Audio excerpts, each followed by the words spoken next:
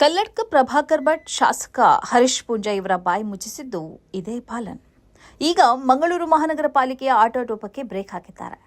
ಈ ಬಾಲನ್ ಇದ್ದಾರೆ ಎಂದರೆ ಪ್ರತಿವಾದಿಗಳಲ್ಲಿ ನಡುಕ ಶುರುವಾಗ್ತದೆ. ಇದೇ ಕಾರಣಕ್ಕೆ ಅಲ್ಲವೇ ಬಿಜೆಪಿ ಕಾರ್ಯಕರ್ತ ವಿನಾಯಕ್ ಬಾಳಿಗ ಕೊಲೆ ಪ್ರಕರಣದ ವಾದದಲ್ಲಿ ವಕೀಲ ಬಾಲನ್ ಭಾಗಿಯಾಗದಂತೆ ಬಿಜೆಪಿ ನಾಯಕರೇ ತಡೆದಿದ್ದು. ಈಗ ಮುಖ್ಯ ವಿಷಯಕ್ಕೆ ಬರೋಣ. ಬಡ ಬೀದಿ ವ್ಯಾಪಾರಿಗಳನ್ನ ಮಂಗಳೂರು ಮಹಾನಗರ ಪಾಲಿಕೆಯ ಆಡಳಿತಗಾರರು ಪೀಡಿಸುತ್ತಿದ್ರು. ಇದು ಕೇವಲ ಮಂಗಳೂರಿನ ಪ್ರಶ್ನೆ ಅಲ್ಲ, ರಾಜ್ಯಾದ್ಯಂತ ಬೀದಿ ಬದಿ ವ್ಯಾಪಾರಿಗಳ ಬದುಕಿಗೆ ಸಂಬಂಧಿಸಿದ ಗಂಭೀರ ಪ್ರಶ್ನೆ.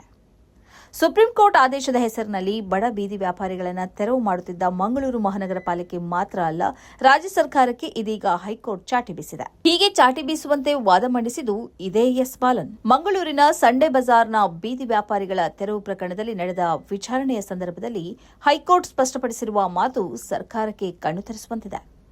ಸುಪ್ರೀಂ ಕೋರ್ಟ್ ಬೀದಿ ಬದಿ ವ್ಯಾಪಾರಿಗಳನ್ನು ತೆರವುಗೊಳಿಸಿ ಎಂದು ಹೇಳಿಲ್ಲ. ಸೂಕ್ತ ಫುಟ್ಪಾತ್ಗಳನ್ನು ನಿರ್ಮಿಸುವುದು ಸ್ಥಳೀಯ ಸಂಸ್ಥೆಗಳ ಕರ್ತವ್ಯ ಎಂದು 2026 ಜೂನ್ 19ರಂದು ಸುಪ್ರೀಂ ಕೋರ್ಟ್ ತೀರ್ಪು ನೀಡಿತ್ತು.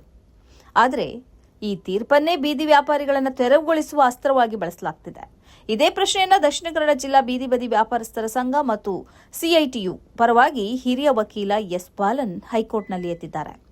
ಇಲ್ಲಿಯವರೆಗೆ ಬಡ ವ್ಯಾಪಾರಿಗಳ ಮೇಲೆ ಸುಪ್ರೀಂ ಕೋರ್ಟ್ ಹೆಸರಿನಲ್ಲಿ ದೌರ್ಜನ್ಯ ನಡೆಸಲಾಗಿತ್ತು.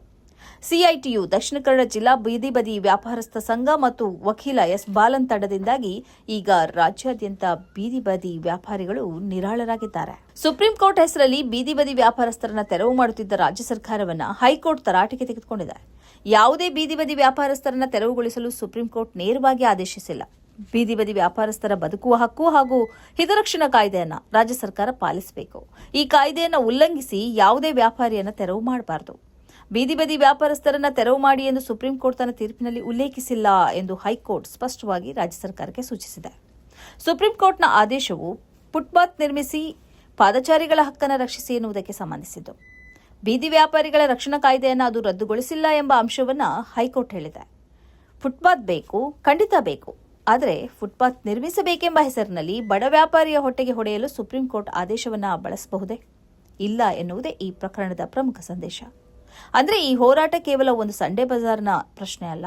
ಸುಪ್ರೀಂ ಕೋರ್ಟ್ ಹೆಸರನ್ನ ಹೇಳಿ ಬೀದಿ ಬದಿ ವ್ಯಾಪಾರಿಗಳನ್ನ ಬೇಕಾಬಿಟ್ಟಿಯಾಗಿ ತೆರವುಗೊಳಿಸಲು ಸಾಧ್ಯವಿಲ್ಲ. ಸುಪ್ರೀಂ ಕೋರ್ಟ್ ತೆರವು ಮಾಡಲು ಹೇಳಿಲ್ಲ ಎಂದಾದರೆ ಇಷ್ಟು ದಿನ ಬಡ ವ್ಯಾಪಾರಿಗಳನ್ನ ತೆರವು ಮಾಡಿದ್ದು ಯಾರ ಆದೇಶದ ಮೇರೆಗೆ? ಈ ಪ್ರಶ್ನೆಗೆ ಸರ್ಕಾರ ಉತ್ತರಿಸಲೇಬೇಕಾಗಿದೆ.